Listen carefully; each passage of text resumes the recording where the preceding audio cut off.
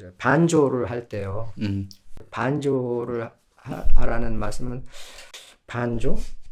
반조는 반성인가? 반성이면 그게 이제 왜 어떤 예를 들어서 어느 화가 나는 어떤 이유로 해서 화가 났는데 그걸 막 끄달려 가다가 이제 그걸 알아채려서 그러면 이제 반조를 할 때는 이게 내가 이래서 이렇게 화를 냈구나.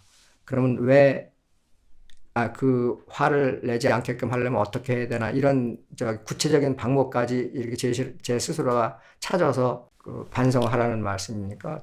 그게 이제 일단 첫 번째는 자기한테 일어나는 마음 상태가 어떤 마음 상태인지 알아야 될 거 아니에요. 그 사람이 계속 하기 싫고 막 빠지고 그런 게 해태혼침이라고 명확히 규정을 하면은, 이런 마음 상태로 계속 가면 나한테 큰 불이익이 있다는 걸 우리가 알 수 있잖아요.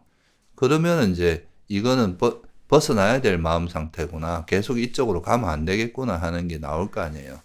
근데 내가 그것이 해태혼침인지도 모르면은 일단은 벗어나려고 생각조차 안 할 거 아니에요. 그죠?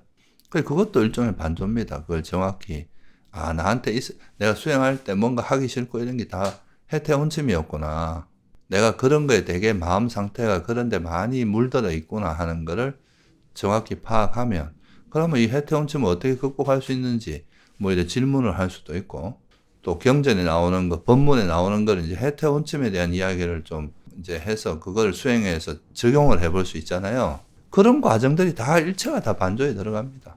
그러니까 물론 이제 또 그 사람 같은 거 이제 화가 많다고 하셨으니까 그 화를 불러일으키는 그 주된 욕망 같은 게 있을 거 아니에요. 화라는 건 욕망의 반작용이니까 내가 어떤 거를 계속 고집하고 놓지 못했기 때문에 계속 화가 일어나는지 이런 것도 있을 거 아닙니까?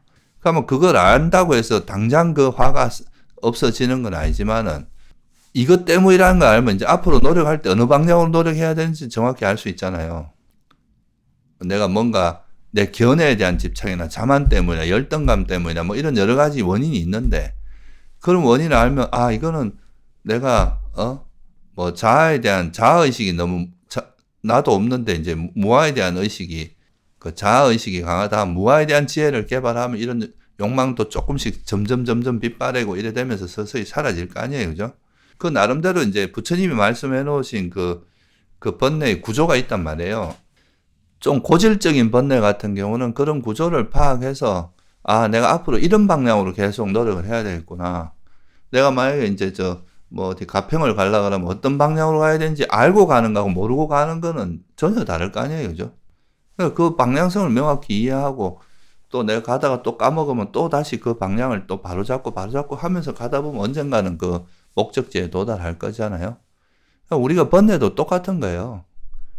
그냥 무조건 번뇌 이거 하고 막 힘으로 그냥 집중이 잘 되면 잠깐 없어졌다가 또 마음이 하면 또 일어나고 이렇게 하는 거 반복되는데, 일관된 방향성을 가지고 계속 노력하다면 이 노력이 쌓이면 나중에 그게 이제 강력한 힘으로 작용하는데, 그런 거 없이 방향성 없이 노력하면 그냥 막 노력이 흩어져 버리거든요.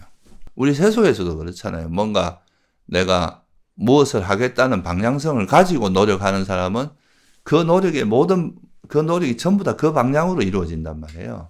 그러면 그 노력이 이제 시간이 쌓이면 쌓일수록 이제 한 방향으로 쌓여서 그게 나중에는 결국은 자기가 원하는 걸 이룰 수 있는 때가 온단 말이죠. 인연이 성숙하면.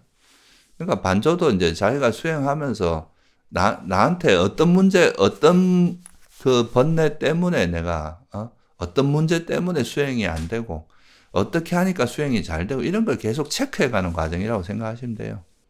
세속하고 똑같습니다. 일을 하고 나면 그 일이 어떻게, 요즘 장사를 하는데 이 장사를 이렇게 하니까 참 잘 되고, 이렇게 하니까 또 손님들한테 컴플레인도 많고 이런 걸 잘하는 사람이 장사를 잘하잖아요. 그러니까 수행도 그런 거죠. 내가 어떻게 수행을 하니까 잘 되고, 어떻게 하면 안 되고, 이런 거를 계속 이렇게 확인해 두고, 검증하고, 또, 방향성을 찾고, 조사하고, 이런 과정을 계속 해 나갔을 때, 이제 시행착오도 덜하고, 올바른 방향으로 수행이 갈 거잖아요.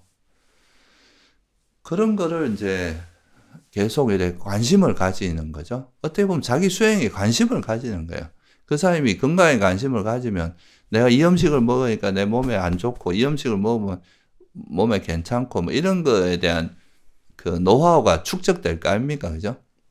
그래야 그게 이제 뭐 나중에는 내가 뭐 음식 먹는 것도 가짐하고 또 운동은 또 어떤 게 좋고 뭐 이런 걸 잘하는 사람이 건강을 유지할 수 있을 거 아니에요. 그런 것처럼 수행도 내가 이제 어떻게 했을 때 수행이 잘 되고 어떻게 하면 안 되고 이런 거를 잘 파악을 해둬야 될 거 아니에요. 그게 관심이잖아요.